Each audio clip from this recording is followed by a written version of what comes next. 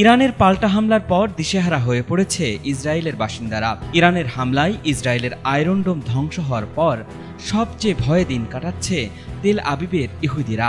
ইরানি হামলার ভয়ে অনেকে পালিয়ে যাচ্ছে, অনেকে আবার ভয়ে মাটির নিচে বাংকারে অবস্থান করছে। ইরানের পাল্টা ক্ষেপণাস্ত্র হামলার পর ইসরায়েলে মানসিক বিপর্যয়ের ঘটনা নাটকীয়ভাবে বেড়েছে। হিব্রু ভাষার সংবাদ মাধ্যম মারিফ জানিয়েছে, হামলার কয়েক ঘন্টার মধ্যেই ইসরায়েল জুড়ে ট্রমা সহায়তা কেন্দ্রে কল বেড়েছে প্রায় ৩৫০%। ইসরায়েলি ট্রমা সেন্টার অ্যাসোসিয়েশনের তথ্যে জানা গেছে, বোমা হামলার মধ্যে অনেকেই প্রচণ্ড উদ্বেগ, আতঙ্ক, কাঁপুনি, কান্না এবং হৃদস্পন্দন বৃদ্ধির মতো উপসর্গ নিয়ে সহায়তা চেয়ে ফোন করছেন। সংগঠনটির মহাপরিচালক জানিয়েছেন, লোকজন বলছে তারা মানসিক নিয়ন্ত্রণ হারিয়ে ফেলেছে, শেল্টার থেকে বের হতেই তারা ভয় পাচ্ছে।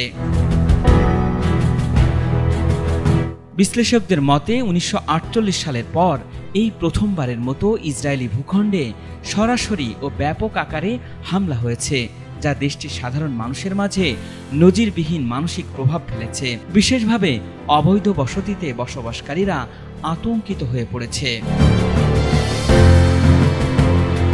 গেল কয়েকদিন ধরে ইরানি ক্ষেপণাস্ত্রের মুহুর্মুহ আঘাতের কারণে ইসরায়েলের বেশিরভাগ বাসিন্দাকেই আশ্রয় নিতে হয়েছে আশ্রয় কেন্দ্রে। পরিস্থিতি মোকাবেলায় খাবার, পানি ও শুকনো খাবার মজুত করতেও দেখা গেছে দেশটির বাসিন্দাদের। অথচ ইরানে হামলা চালানোর আগে এমনটি কল্পনাও করতে পারেনি দেশটির প্রধানমন্ত্রী বেনিয়ামিন নেতানিয়াহু।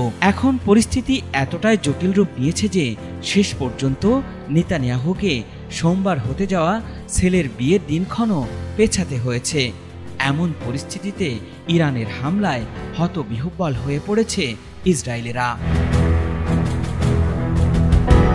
ইসরায়েল কখনোই ভাবতে পারেনি ইরান তাদের উপর এত বড় হামলা চালাতে পারবে। তারা ভেবেছিল আয়রন ডোমের মাধ্যমে ইসরায়েলের মিসাইল হামলা তারা রুখে দিবে, কিন্তু পাল্টা হামলার পর ইরানের প্রযুক্তির কাছে মুখ থুবড়ে পড়েছে ইসরায়েল।